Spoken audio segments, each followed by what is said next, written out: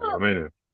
Ah, ya ndithokoze kwambiri chifukwa cha moyonso tsiku la lero ndi chisomo china chachikulu chimene chikutitanira ku mpando wa Mulungu nthawi zonse. Ndizosangalatsa kwambiri kuti ife anthu amene tinamulandira Yesu Khristu, inde Mulungu watipasa kuthekera kopezeka ku mpando wake wachifumu, kopezeka mu msonkhano wake nthawi zonse, chimene mwina kwa nthawi yayitali tinakhala tikuchisowa mu moyo wathu komanso kuchilirira. Pano tsopano tinachipeza inde mwa Khristu Yesu. Tsiku la lero tikulandireni mwapaderanso abale komanso ena nonse amene tikhale tikujoyina mphunziro.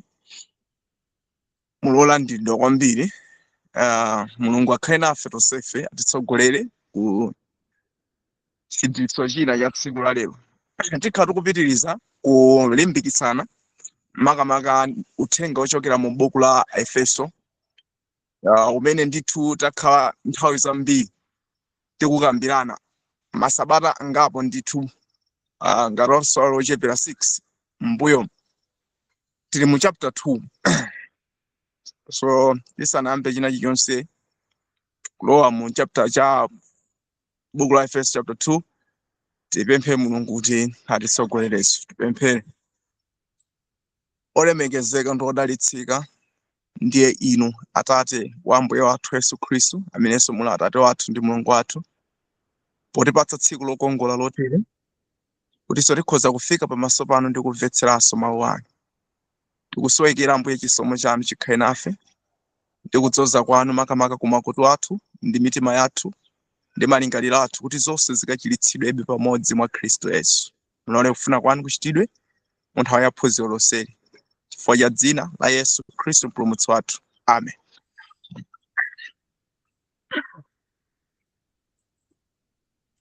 Right. Lero tikhala tikukambirana napo chapter 2 komano kuchokera mu verse 11 ukafika Sorry, hello. yes. Yo picture yako video yako sikuoneka. I don't know wakanjada kapena. Okay, ababa ndumayesa kuipanga koma imangopeza kuti ikundichotsa fande zone kuti network iri. Okay, and it's okay. Yeah, ikamaoneka pene tipanga momwemo koma ikapanda kuoneka nde ingovomereza. Okay, it's okay. Video is on. What do Okay. Lero tifuna tikambiranepo kuchokera verse 11 ndoti tikalekeza verse 22, komano chambiri chimene tifuna tichikambirane ndicho chonena kuti kupangika kwa mtundu umodzi makamaka mu buku la Efeso. Tikhala tikuonapo mtundu umodzi umene Mulungu akhale akupanga na tsiku la lero, ngakhalebe mu experience tikudziwa kale kuti mtundu unapangidwa bwanji, ukhala kupangidwa bwanji, uzapangidwa bwanji. Komano ndikukhulupirira kuti zina mwa izo zingokhala zodzadzitsira pa zimenebe tinaphunzira kuchokera mu buku limene lili pachikatikati cha uthenga wa Khristu Yesu. Mwina tingokumbutsanabe pang'ono pa zimene tikuchoka ku chapter 2 chomwechi makamaka amene tinkakambirana pa verse 1 kufika verse 10. Kwambiri tsiku limene tinali kukambiranapo makamaka nkhani ya chisomo chimene ndithu chinapatsidwa kwa ife ngati chokhacho chimene lili dalitso loposa madalitso onse. Ndiye tidaonapo kunena kuti tili wopulumutsidwa anthufe mwa chisomo. Fundo ya namba 2 imene tidaona ndiyonena kuti chisomo sitimachita kuchigwirira ntchito. Chisomo ndi mphatso imene munthu umakhoza kungolandira kwa ulere popanda kuperekerapo dipo lina lililonse. Namba 3 fundo yakuti tidapeza kunena kuti chisomo chimene chichi mmene tikukamba za ntchito ndiye kuti timakhala kuti tikukambapo nkhani ya lamulo makamaka malingana ndi Acts chapter 3 verse 12 amanena kuti lamulo si lili la chikhulupiriro koma lili la ntchito. So ife chisomo chathu chimene tili nacho, chipulumutso chathu chimene tachipeza mu chisomo chimenechi, ndi chilungamo chimene tachipeza mu chisomo chimenechi, zonse sitikuzipeza chifukwa chakugwirira ntchito. Mbali ina ndiyotanthauza kuti kukhala mu chisomo tinkaonapo kunena kuti sizikutanthauza kukhala moyo wachisawawa omachita china chilichonse chimene ukufuna chifukwa choti pali chisomo. Tidaonapo fundo ina yanena kuti moyo umene tikuupeza mwa Khristu Yesu, mumene muli chipulumutso ndi chilungamo, muli kuthekera ndithu koukonza moyo wathu kusakhala wachisawawa chifukwa ndi umoyo wa Yesu umene uzikhala ukuchita mwa ife.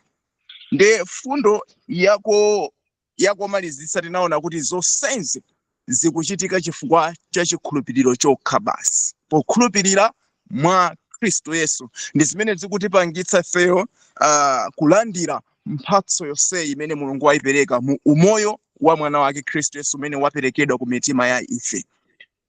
Kuchokera chapter 2 verse 1 kufika 10 tikaona zimene. Tsiku la lero tikhalapo noti kupitiriza makamaka kuonapo nkhani ya mtundu umodzi umene ukupangidwa mwa Khristu. Ndikukhulupirira kuti ndi momwe ndithu tisatochedwe kubisa kuti mtundu wake upangidwa bwanji. So tikhati kuonapo mtundu umene ukupangidwa. So funso ndilonena kuti ngati pali pakhale mtundu umodzi umene Mulungu akufuna kuupanga pakati pathu, izi zikutanthauza kuti pali mitundu ingapo ndithu m'Bible imene Bible limaonesa kuti pali mtundu. So funso ndionera kuti kodi Bible limaonesa mitundu ingati makamaka tikamawerenga. Funso number 2 ndionera kuti pambali pa mitundu imene ikuonesedwa mu Bible ndi mtundu uti umene ukuziona kuti ukupangapo bwino. Funso number 3 ndionera kuti kodi ndizoona zoti mtundu umene ukuzimva zoti ukupanga bwino pamaso pa Mulungu ndi olandilika kuchita moyenera. Funso lina limenso tikhala tikuliona ndionena kuti nanga Mulungu pakati pa mitundu imene ikuonesedwa Bible alola kuti mtundu uti ukhalebe makamaka ndi moyo ndi mphamvu. Then kenako tikhala tikuona kuti ndi chifukwa chani Mulungu aloleze mtundu umene utsale makamaka ku dziko lapansi. Komano zonsezi ndithu zikufuna kuti zikatimangirire ku mtundu umene ndithu Bible likuonetsera mwa Khristu Yesu. So tipita ndithu ku chapter chathu cha buku la Efeso chapter 1 chapter 2 makamaka pamene tikhale tikuyambira makamaka no mu verse yake 11 ndimene tikhale tikupitirizira. So mu mavesi amenewa ndi amene tikhale tikuyankha mafunso osewa kuti kodi Bible limaonetsa mitundu ingati makamaka imene ilipo, nangano pakati pa mitundu imene mtundu umene ukuzimva oyenera ndi uti, nanga ndizoona lizoti ndi oyenera pamaso pa Mulungu mpamachitidwe ausiya mtundu uti kuti ukhalebe ku dziko lapansi. So zimene zinamaizo kubwerezabe kuti tikhale tikuzikana tikuzikambirana ndi kuzimvetsetsa mbali chapter 2 verse 11. So verse 11 ndikukhulupirira kuti tonse tafika meti ndi ma Bible. Verse 11 akunena kuti momwemo kumbukirani kuti kale inu amitundu mthupi otchedwa kusadulidwa ndiwo otchedwa mdulidwe mthupi umene udachitika ndi manja. Tikumbukire kunena kuti buku la Efeso ndi buku limene linalembedwera kwa anthu a mitundu. So ndoti mtundu oyambirira umene tikupeza ndi magentile amene anthu a mitundu yosiyanasiyana. So mmene tikamba za magentiles a mitundu ndoti tikuyika mitundu ina yonse imene isali yochokera ku fuko la Israeli. So ndoti mitundu imene ndikhale ndikuyionesera momwe ndoti ndi a mitundu plus Aisraeli kapena kuti Ayuda.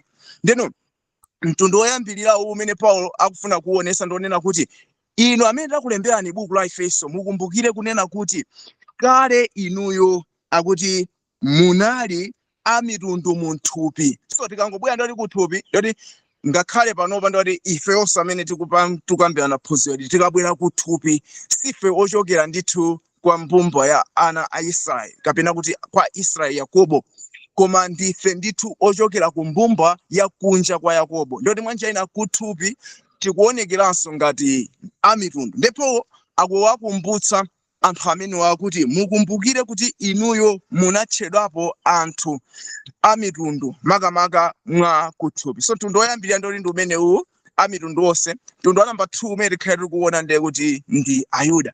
So mukaona chinthu chimene chimawapangisa makosana awawa kutchedwa anthu amitundu pali zifukwa zingapo ndithu. Chifukwa choyambirira ndichonena kuti anthuwa ndi osadulidwa, anali osadulidwa.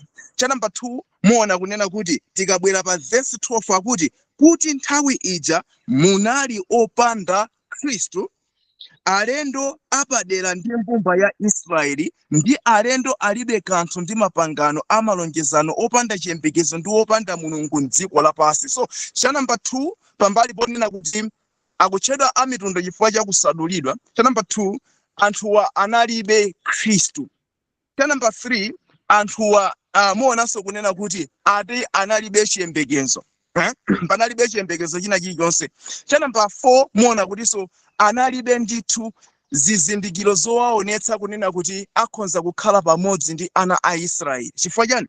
Ana a Israeli amene akutchedwa Ayuda akuti anapatsidwa ndithu zizindikiro zina zowazindikiritsa iwo. Zina mwa izo ndi zimene zikutchedwamo ngati mapangano alonjezo, amene sitikukayikanso kuti ndi aja okhuzana ndi chilamulo. Chifukwa tikabwera ku Deuteronomy chapter 4 timapeza kunena kuti pangano limene anapangana ndi ana a Israeli linali la chilamulo. Ndino amitundu awa, magawo osewa awawa analibe. Ndino tikabwera ku point ino ya namba 5 tikupeza kuti china chimene chikuwapangitsanso anthu akutchedwa amitundu ndionera kuti amakhala umoyo opanda Mulungu. So mapoints awanda amene tikhale tikuwaona makamaka ameneno ali osiyana anapo kuyerekezapo ndi mtundu wina umene ndi ana a Ayuda. So yoyambirira taona kuti akutchedwa amitundu chifukwa kuti mwa iwo mulibe mdulidwe. Cha namba 2 mwa iwonso simukupezekamo chane simukupezekapo zizindikiro zoonetsa kuti ali amodzi ndi Ayuda amene anapatsidwa malonjezo ena achilamulo. Plus yapo iwowa akukhala umoyo opanda Khristu. Cha namba 4 anthuwa alibe chiyembekezo china chilichonse. So moyo wawo ukatha watha, zina zonse zimene akuzichita popanda kuyembekeza china chimene chikubwera kutsogolo kwawo. Then kenako akukhalano moyo opandiratu Mulungu. Izizi ndi zina mwa izo zimene zimaonekera ndi anthu amene akuyenda ndi dziko lapansi, anthu amene iwowa alibe gawo lakufunafuna nkhope ya Mulungu. Ndino tikaona zinthu zimene zizi akuti ndi zina mwa izo zimene zinawapangitsa kukhala kutali kwambiri ndi ndani? Ndi Mulungu. Ndino tikabwera mu verse 13 Mulungu anthuwa sakwasiya kuti akhale chomwechi. Verse 13 akuti koma tsopano mwa Yesu Khristu ino amene munali kutali kale anakusendezani mukhale pafupi mwazi wace. So Mulungu akubweretsa njira yonena kuti makosana awa abwereno tsopano pafupi ndi Mulungu. Awa amene anali kutali ndi Mulungu awabwerese awakokere akhale pafupi ndi nani? Ndi Mulungu. So njira imene Mulungu akuyigwiritsa ntchito mukaonesesa muona kuti pali njira yodalirika imodzi imene akugwiritsa ntchito mu mwazi kapena kuti mu moyo. Paja mwazi izikuti moyo. So moyo wa Khristu Yesu ndi umene ukupatsidwa kwa makosana awa kunena kuti akakhanzikitsidwe pafupi ndi ndani?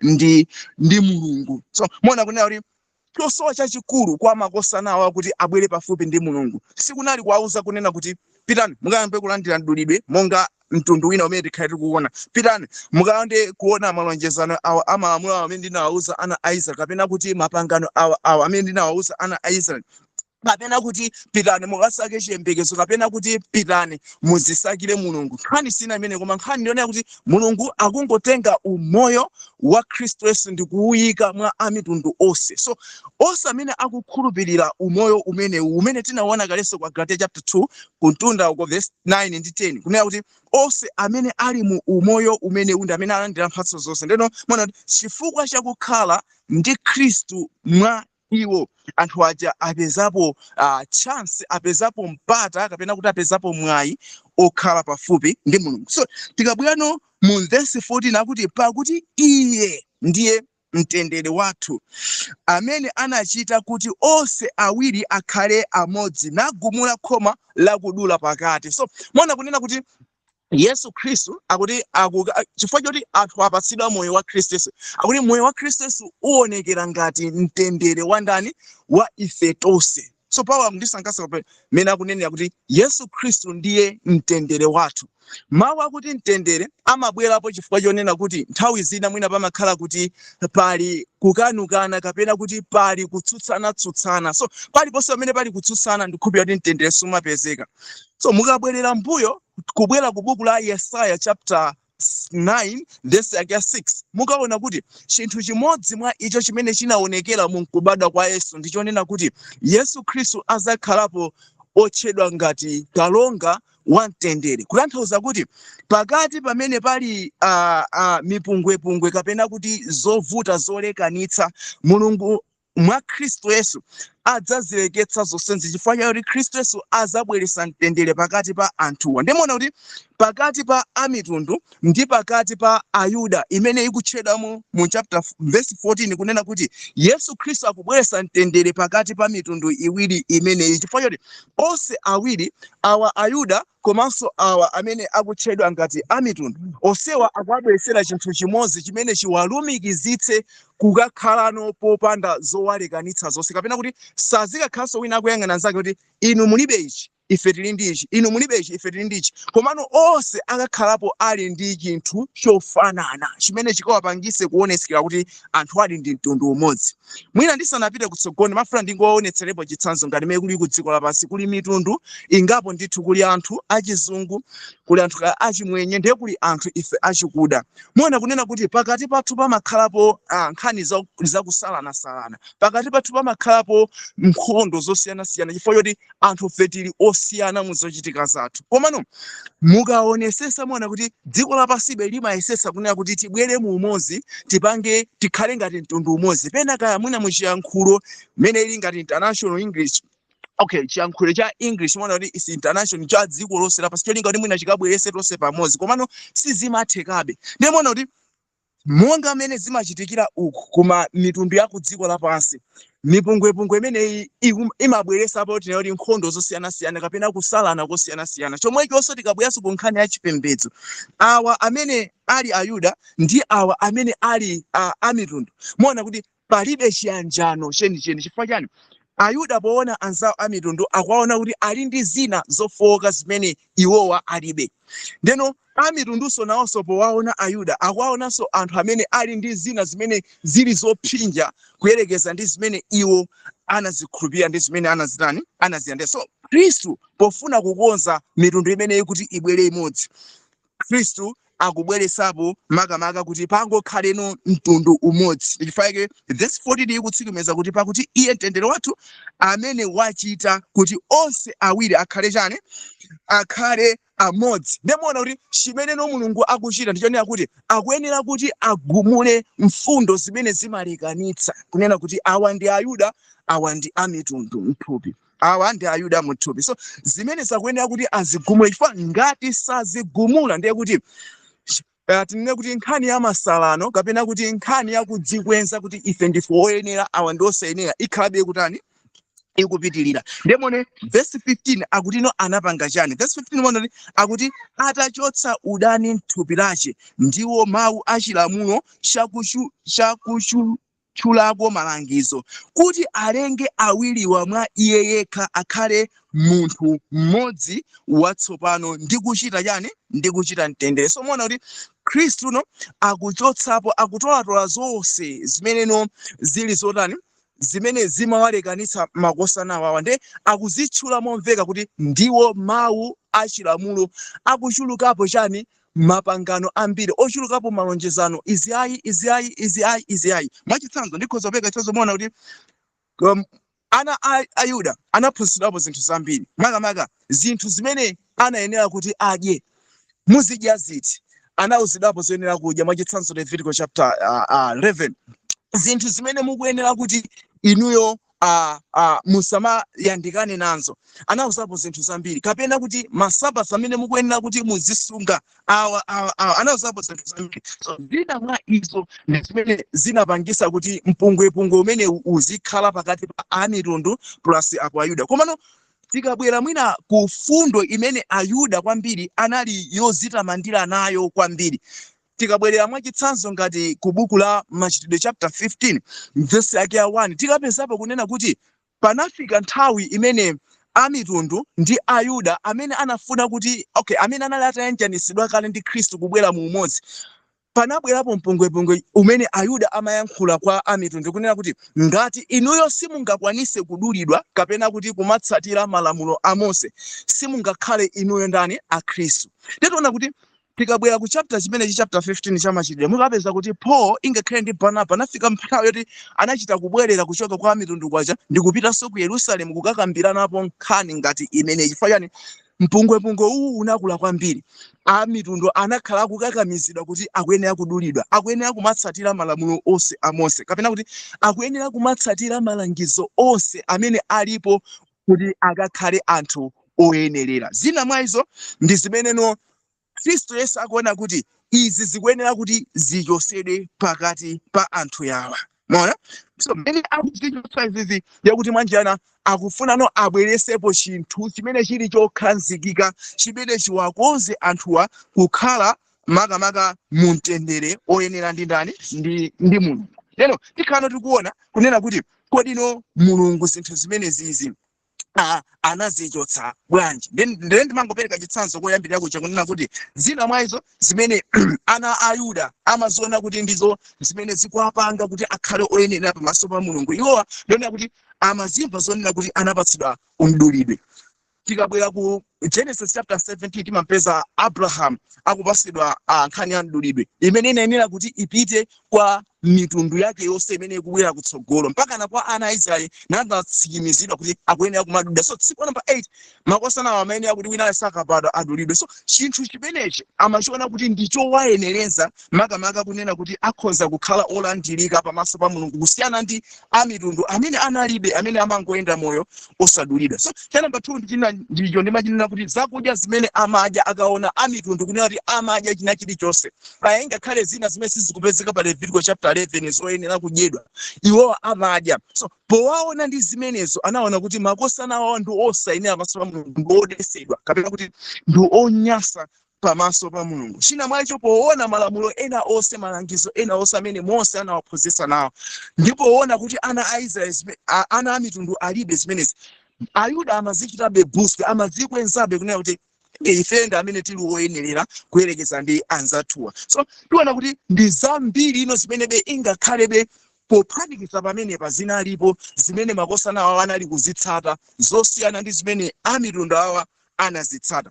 Komano Yesu Khristu zonsezi anazigumula bwanji kunena kuti makosana awa akakhale pamodzi? Mwana kuti Khristu Yesu sakubwera pono ndi nkhani ya mdulidwe kuitenga ngatinso muyezo onena kuti unkoze munthu kuti akhale oyenera kapena kuti chilamulo kuti chingamkozenso munthu kukhala oyenerera. Mwana kuti Akolose chapter 2 verse 14 Khristu Yesu akuti zonsezi kuti anazitenga mene iye anali kufa pa mtanda. Ifati kumbukire kuti amitundu awa kuti apeze cholowa chawo ndi chifukwa cha mwazi wa Khristu Yesu, moyo wa Khristu Yesu. So mwazi ndi moyo wa Khristu Yesu ukuonekera pa Calvary pati. So Christ akutenga zonsezi zizi zimene ana Ayuda amazikweza nazo ndi kukazikhomera izizi pa mtanda kuti ndipo anazifufuta zonsezi kuziona kuti ndizosayeneranso kuti zikhonza kukhala ngati muyezo owayezera nawo anzanu.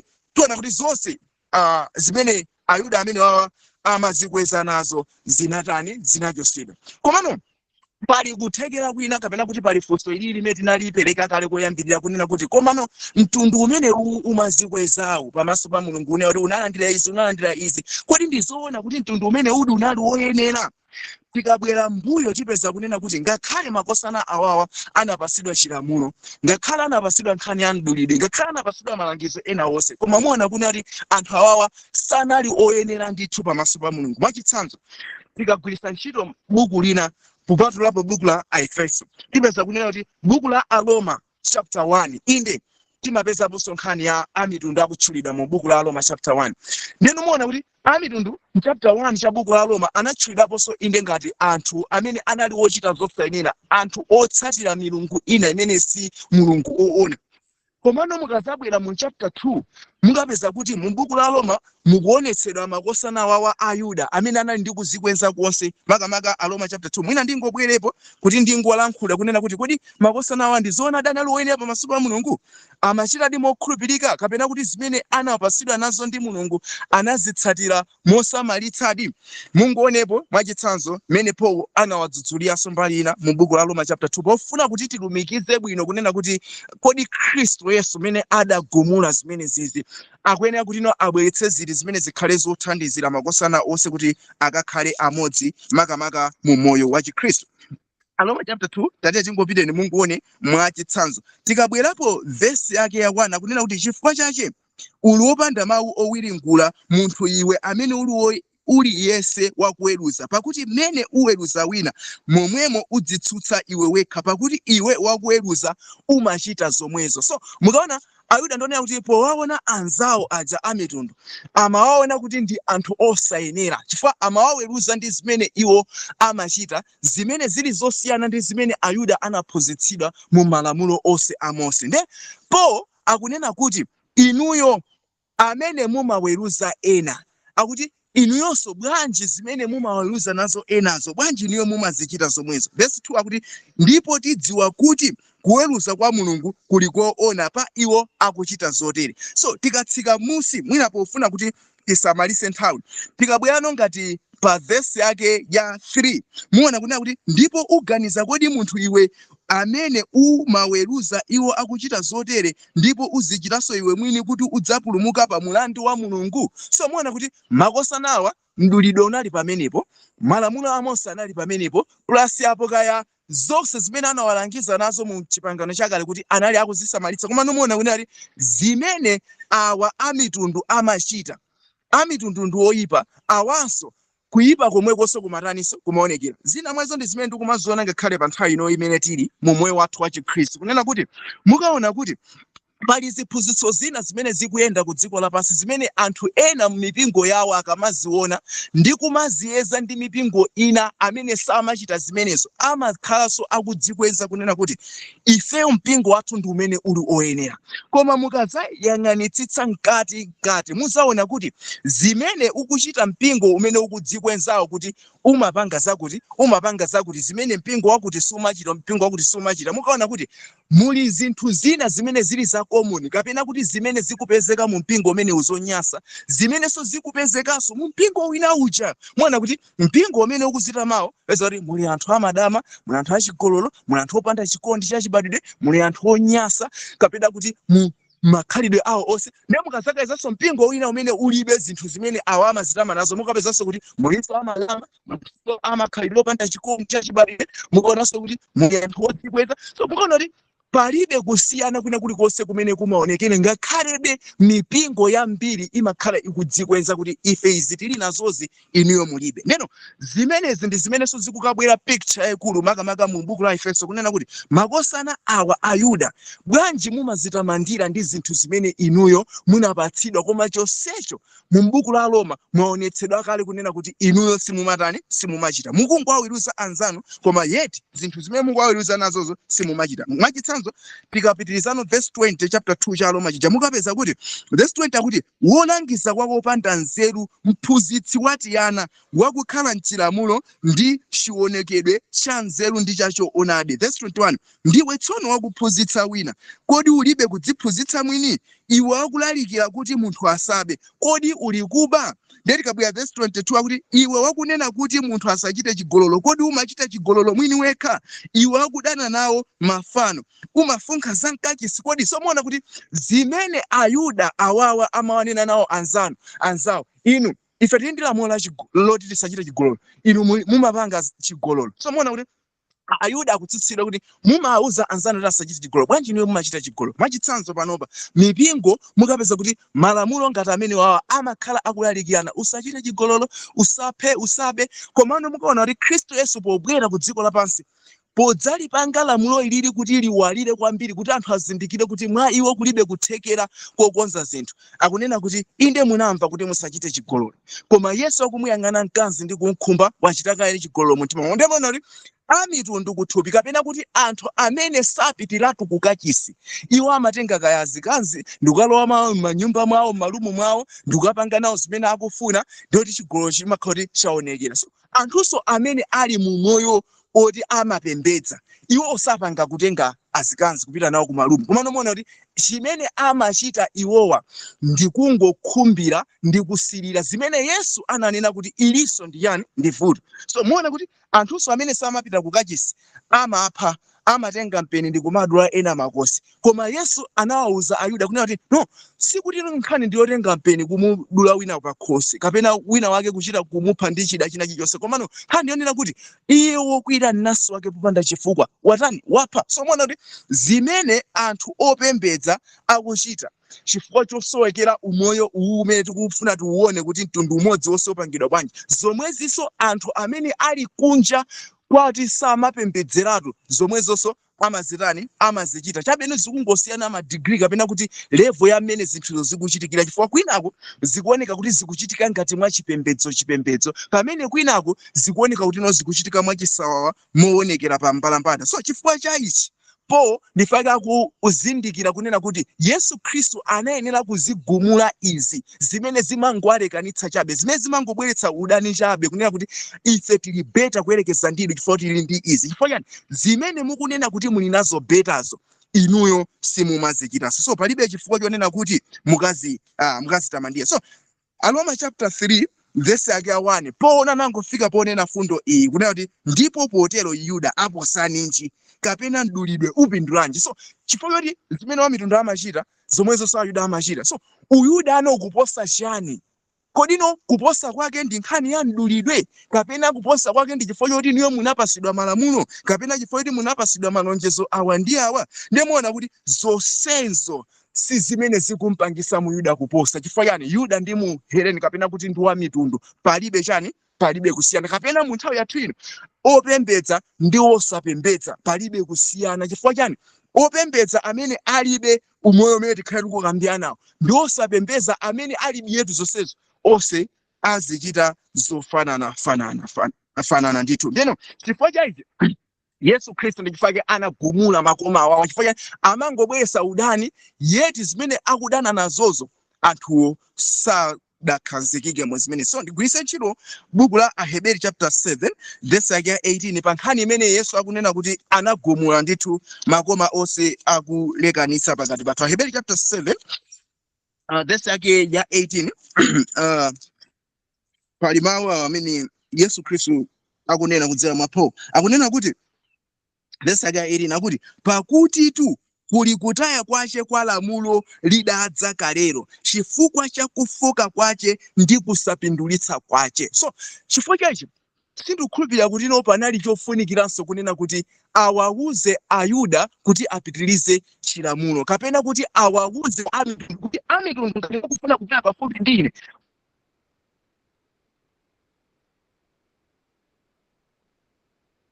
zimene awa Ayuda amachita. Chifukwa pakuyenera kuti bangwaibe lamulo anapasidwa nalo ana a Israeli ndi Ayuda onse ndionera kuti sili kuwapindulitsa plus apo sili kubweretsa chisintho ku miyoyo. Tikabwera mu Aheberi chapter 10 so verse yake ndimapeza kunena kuti chikumbukiro cha machimo chikhalabe chaka ndi chaka ngakhale lamulo lili pati lili pomwepo. So ubwino wake nonena kuti zinthu zimenezo zipitirire ndi chani? Maona kuti palibenso ubwino umene zinthu zimene zikunena kupitirira nazo kapena kuti palibenso ubwino onena kuti Mulungu azitenge zimene apatse mtundu wa amitundu kunena kuti ukhale ngati Ayuda mu njira ngati imene.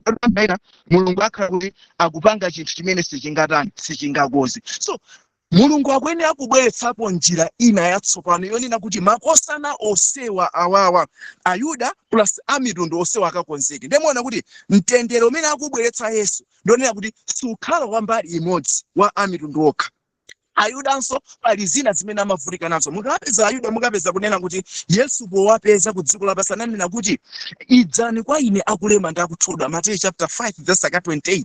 Zimene Yesu amanenera zimene akanena kuti munthu ndi wothodwa zimatanthauza kuti munthu yuyo akusowa popumulira, akusowa mtendere. Ndiye muona kuti awa amitundu mtendere analibe, Ayudanso mtendere analibe. Lamulo lili m'manja mwawo silinawabweretse mtendere. Chifukwa chani? Daily akakhala akaziyeza ndi zimene achita amaona kuti ndiwosayenera pamaso pa Mulungu, kapena kuti amaona kuti sanafikire ku chimene Mulungu amatani amafuna. So Yesu Khristu nakubweretsapo chinthu chonena kuti okay, inuyo mtendere simunawupeze, mpumulo simunawupeze, bwanji ino mulole kunena kuti ndibweretse system ina imene ikupangeni nonse kukhala amodzi ndi kukupatsani mtendere umene ndithu sudzachotsedwanso ku nthawi zamuyaya. Ndimuona kunena kuti tikabwera no buku la Mateyu chapter 9 verse 16 kulekeza 17 pali nkhani ya fanizo limene Yesu Khristu analionetsera kunena kuti kodi akonza bwanji zinthu kuti zikhale zatsopano. Tatiye tinguoneni makamaka mavesi awiri amenewa aku Mateyu chapter 9 verse 16 ndi 17 kunena kuti kodi Mulungu anayenera kupanga bwanji pofuna kupanga zinthu zimenezi kuti zikhale zatsopano. 9 verse 16 akuti verse 16 akuti ndipo kulibe munthu aphatika chigamba cha nsalu yayiwisi pa chofunda chakale, pakuti chigamba chake chizomoka ku chofundacho ndipo chichita chibowo chachikulu. Verse 17 kapena samathira vinyo watsopano m'matumba akale, akatero matumba aphulika ndi vinyo atayika, ndi matumba awonongeka, koma athira vinyo watsopano m'matumba atsopano, ndi zonse ziwiri zisungika. So mukaona fanizo imene Yesu Khristu amalinena apa pamuona kuti akuonetsera kuti chigamba chatsopano kukachiyika pa nsalu yakalekale. Muona kuti chifukwa choti ichichi ndi cha nyowani, pamene kaya mukukachichapa chikapezeka zokuti chikukazomoka cha nyowanichi choola chija chikutani chikulekana ndi chatsopanochi. Ndio maana kuti chibowo chija chizingonka chikulakulabe. Mwana? So pofuna kukonza zinthu tikaona za nkhani ya chigamba chimona ndi nkhani ya kukonza moyo wa anthu pogwiritsa ntchito kaya fundo zimene zinalipo kale. Mulungu sangagwiritsa ntchito fundo zimene zinalipo kale chifukwa chani?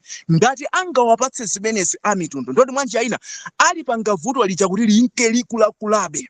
Mwachitsanzo Ayuda awanalephera. Aroma chapter 9 verse 31. Ndeno awatengere chimene chakawapatse amitundunso akalephera. Ndoti mwanji aina vuto likhala likukulira kulirabe chifukwa vuto likhala likuonjezeredwabe pachani pa vuto. Ndeno kapena vinyo ziphunzitso zimene zinali zakale bwanji azitenga bwanji ndikukaziyika pa chiphunzitso chimene chibwere chatsopano, kapena kuti pangano lina limene libwere latsopano. Ndoti mwanji ngati angapange izizi Khristu ndiye kuti akhalanso nayenso ngati sakuzindikira pakuyenera kuti cha nyowani chiyikidwenso mu zinthu zachani za nyowani, zikatero zinthu zikatani zikasungika. Chifukwa chaichi ndi chifukwa kino tiona kuti Khristu Yesu abweretsa chinthu china chatsopano chofuna kukonzera mitundu iwiri imene ikuti kakhale chani imodzi, kapena kuti dziko lonse lapasi likalowe mu umodzi umene sungakhozenso kulani kusweka. Mwachitanga tenino tibwerereni no ku buku la Efeso limene tikupitiriza nalo ndikukhulupirira kuti ndikupitiriza kumveka bwino kumeneko. First chapter 2 ija ndeti kapitiriza no verse 16 muone no chimene no Mulungu akuchigwiritsa ntchito makamaka munkukuza kunena kuti agwiritsa ntchito chani. Chapter 2 verse 16 linalekeza 15 kunena kuti wachotsana ndeti mwanjana wachotsa zonse wabweretsa mtendere pakati pa. So agwiritsa ntchito chani verse 16 ndi kuti akayanjanitse awiriwa ndi Mulungu m'thupi limodzi mwa mtandawo atapha nawo udaniwo. So osewa awiriwa Ayuda ndi amitundu kapena kuti chipembedzo chonse cha ku dziko lapansi sichikuyanjanitsidwa ndi malangizo ndi malamulo ena onse, koma chikuyanjanitsidwa ndi mtanda wa Khristu Yesu. So tikabwera ku nkhani ya tchimo pali zinthu zina zimene zimandisangalatsa zonena kuti tonse anthufe tinachokera ku moyo wa munthu mmodzi tikawerenga Machitidwe chapter 17 verse 26 kunena kuti ndi umoyo wa munthu mmodzi kuti Mulungu anachititsa kuti mafuko onse pa dziko lapansi atani akhale ndi umoyo wawo ndi njira zawo zipangidwirere. So ngati Yuda anachokera kwa Adamu, wa mitundunso ndiye kuti anachokeranso kwa ndani? Kwa Adamu. Ndoti mwanjira ina chimene anachita Adamu chija si chimene chingakhale ndi zotsatira kwa amitundu okha, chikhala ndi zotsatira ingakhalenso kwa chani? Kwa Ayuda, chifukwa Ayudanso atulukanso kwa ndani? Kwa Adamu. So mwana kuti kulekana kwa Adamu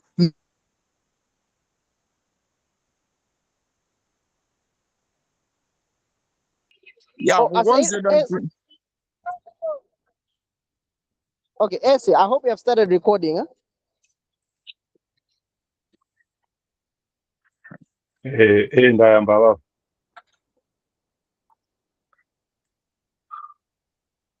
All right, mukhoza abiririza. Thokoze Mulungu kuti tabwereranso komano sinativula network ndithu amene zimakhalira basi ngwalemekezeke kuti tabwereranso. Nasira pa kunena kuti Mulungu akufuna kuupanga mitundu iwiri ya Ayuda ndi amitundu onse kubwera pamodzi pogwiritsa ntchito mtandawo.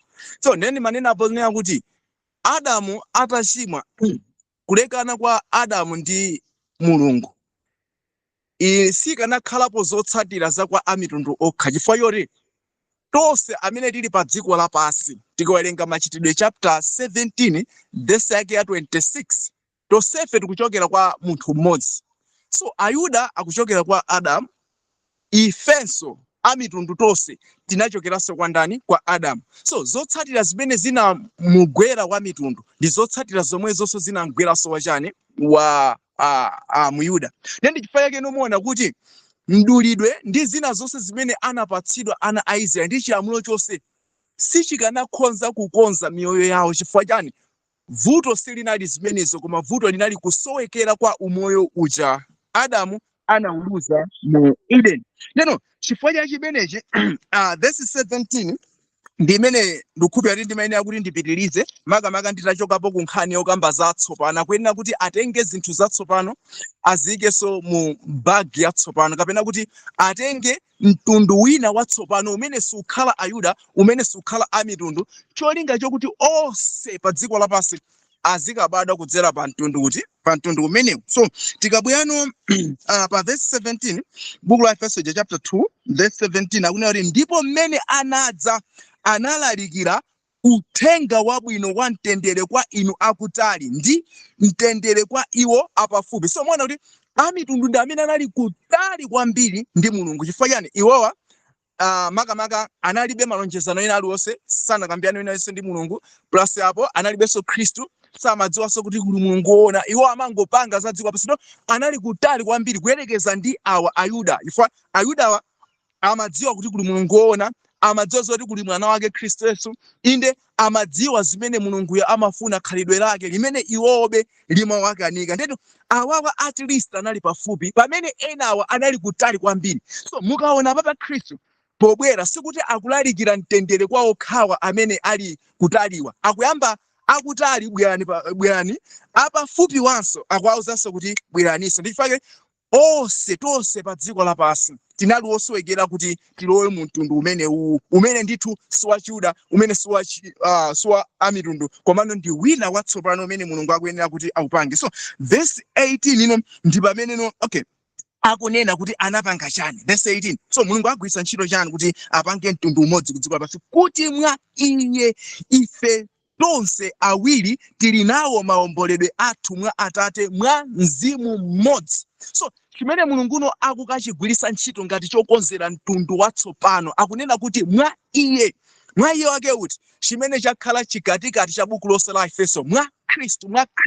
So Khristu ndi ameneno moyo wake ukutengedwa ndi kupatsidwa kwa wina aliyense. So wamitundu amasowa Khristu, Muyuda amasowa Khristu. So onsewa akapatsidwa umoyo wa munthu mmodzi, ndio kuti mwanja ina apanga mtundu umene uli umodzi, chifukwa choti onseno azikachita monga mwa moyo umene watani wapatsidwa mwa iwo. So mwana kuti mtundu umene tikuupeza mu buku la Efeso ndionera kuti onse anthu akalandire mzimu wa Khristu Yesu. Zomwe zija tikungozionabe makamaka kuchokera kumbuyo kwa buku la Efeso, zikungopitirirabe. So mtundu umenewu upangidwa osati pogwiritsa ntchito system ya Chiyuda imene inalipo kale, kapena kuti Amiyuda kuti aphunzitse amitundu pa zimene iwo anaphunzira, komano kuti amitundu ndi Ayuda onse amwetsedwe mzimu umodzi, umene ku 1 Korinto chapter 12 timapeza kuti tonsefe ndithu pa dziko lapansi tikuyenera tibatizidwe ndi mzimu umodzi. 1 Korinto chapter 12 verse 12 kuti tikaloweno mu thupi limene lili la Khristu Yesu. Verse 19 akuti pamenepo ndipo simuliso alendo ndi ogonera, komatu muli amudzi omwewo wa oyera mtima ndi banja la ndani la Mulungu. So chifukwa choti no inuyo mwapenza moyo umenewo, amitundu muona kuti chilendo chonse chathera pompo.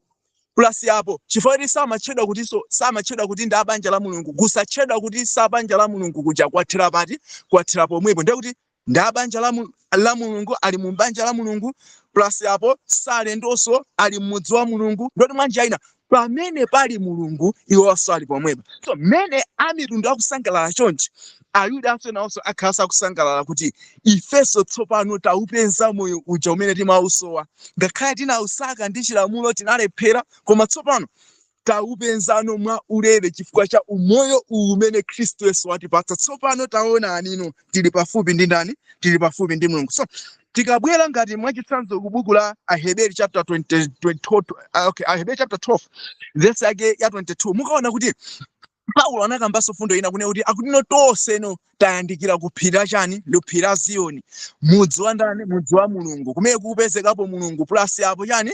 Mudzi wa oyera mtima, kumene sikupezekapo oyera mtima wonse, kumene sikutchedwa ngati mpingo wa oyamba obadwa, plus yapo pali Mulungu, pali Khristu, ndiye palinso ndani? Pali angelo onse, tikusangala tonse chani? Pamodzi. Ndoti mwanji ayinano paliponso amene tikuyenda tonse a dziko lapansi, ngati tanyamula umoyo umene uwu tonsefe tili amtundu umodzi, posayang'anira kunena kuti zipembedzo zathu pa dziko lapansi ndi zotani. Chifukwa panopa ndi masangalala kwambiri kunena kuti tikaliyang'ana bwinobwino Bible sili kumuchita lidi kapena sili kumutsogoza munthu wina aliyense kapena kumusonyeza munthu wina aliyense ku chipembedzo china chodziwika kunena kuti chipembedzo cha mpingo wakuti Bible likumuonetsera wina aliyense kwa Khristu Yesu.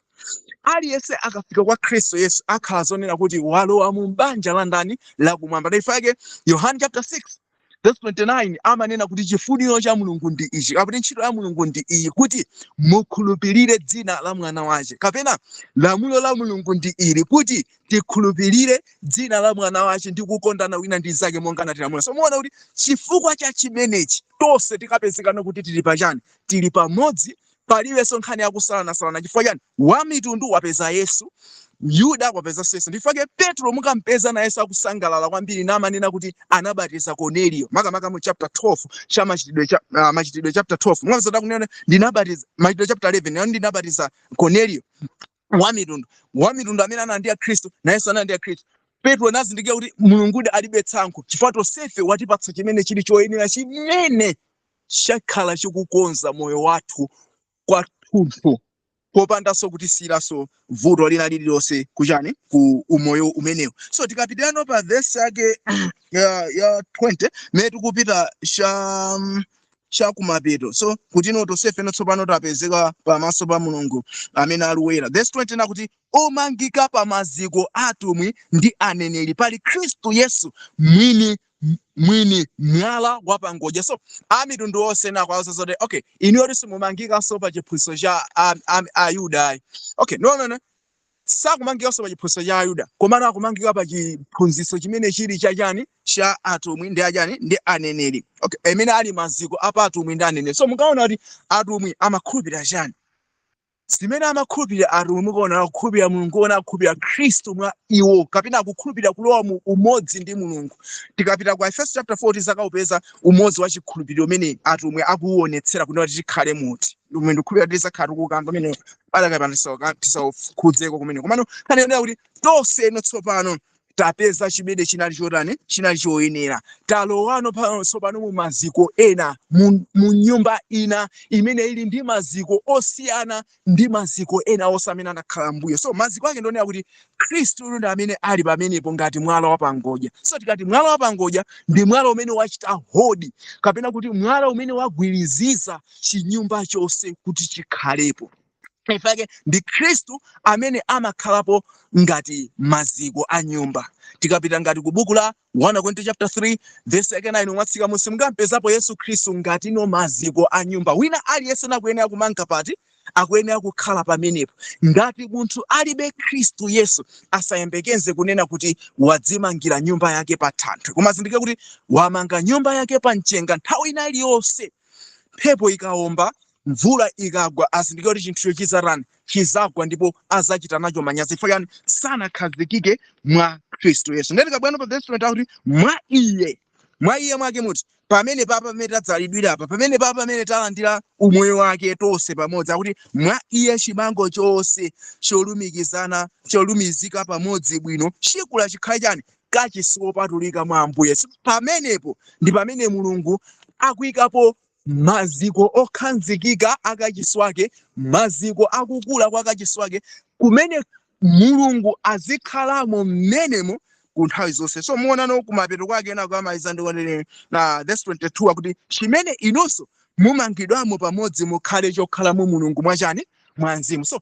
tonse amitundu plus Ayuda tonsefe tikakhalamo mitima yathu matupi athu ngati kachisi amene azikhalamo Mulungu wathu. Tikapita ku buku la 1 Yohane chapter 4 chapter 3 verse 24 ngasakula kusama nena kuti akuti mmene mwakuti Mulungu tizindikira kuti akhala mwa ife kupyolera mwa Mzimu amene ifeyo anatipatsa.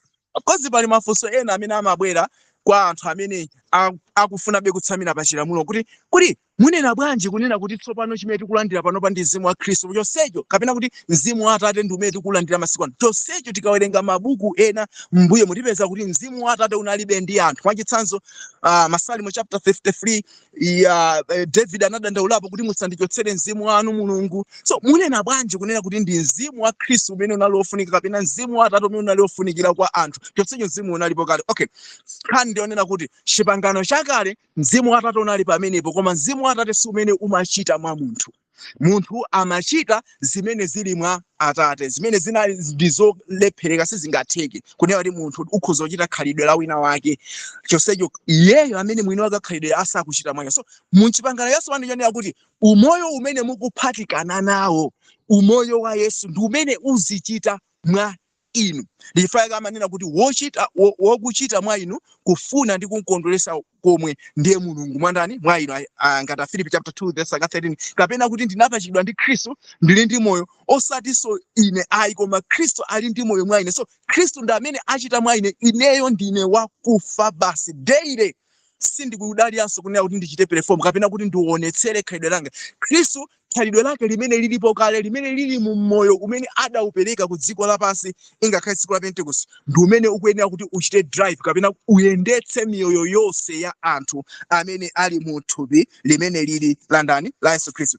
Ndikukhulupirira kuti zazikulu zimene zikunena kuti talowana tsopano mu banja limene lili. So chimene ndikufunika ndichonera kuti tikhalebe tonsefe ndi Mzimu umenewo monga kuchenjeza nacho kunena mu buku la Galatia kuti momwemo monga munapeza ufumu pamaso pa Mulungu chifukwa cha Mzimu akuti ndi Mzimu yemwenso tikuyenanso kuti titaniso tipitirize kuyendama. So chimene chingofuna tipitirize kukhala mwa Mzimu umenewo kapena kuti mwa Khristu amene. So mmene tikakhala mwa Khristu amene ndikukhulupirira pa dziko lapansi sipadzakhalanso mikangano yonena kuti taonani ife chipembedzo chathu taonani ife chipembedzo chathu kapena tiyerekeza mene kuli ngati Aroma kaya A7 kaya Azambezi kaya ACCP kaya Abaptist kaya chani onsewo palibe so amene akadzitame kuti taonani ife chifukwa nkhani ndionera kuti taonani umoyo wa Khristu umene watipanga kuti ife tikhala yani amodzi. Ndikukhulupirira kuti fundo yayikulu imene Mulungu akufuna kuyibweretsa ku dziko lapansi ndiyo khayo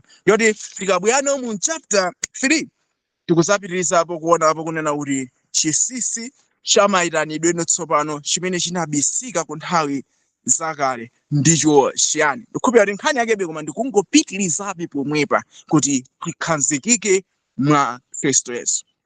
Atiku lero tikhoza kulekeza pamenepa tithokoze Mulungu makamaka potidutsitsa mu kufika kumapeto kwa phunziro ngakhale tinaduka pena koma Mulungu atithandizebe kuti titolere zinthu zimene tinazisiya titaduka ndi kuphatikiza ndi zimenenso tabwera nazo pamenenso tabwerera mu phunziroso. tikhulupirira kuti tikhoza kulekesa amenepo ngati pakhale funso kapena ndamanga ndiye kuti zititsatire zimenezo tikamaliza ndi pemphero limene tofuna ndipereke. Seka maso tipemphere chifukwa cha chisomo ndi zifundo zimene Mulungu atipatsa mu nthawi ya phunziro la kupangika kwa mtundu umodzi mwa Khristu Yesu. Tipemphere. Atate tikupereza kulemekezani chifukwa cha ubwino uwu waukulu umene ife mukumationetsera. Zingakhale zovuta zilipo koma chikondi chanu chimaposa zovuta zonsezi. Chilimbiko chanu Mulungu chimatipambanitsa ife ndi kutichotsa kufoka kwathu konse ndi kutilowetsa mu mphamvu ya inu amene ndi Khristu, mphamvu ya Mulungu Khristu njere ya Mulungu. Pitirizani titsogolera mu tsiku lonse ili ndipo mulole phunziro ili kuti lipitirebe kuphunzitsa malingaliro athu ndi mitima yathu nichiritsidwe ku nthawi zamuyaya. Mulole kufuna kwanu kuchitidwe pamene tikupitiriza zina zonse tsiku layo la Sabata. Mwa Khristu Yesu tapemphera ndi kusiya zonse m'manja mwanu. Amen.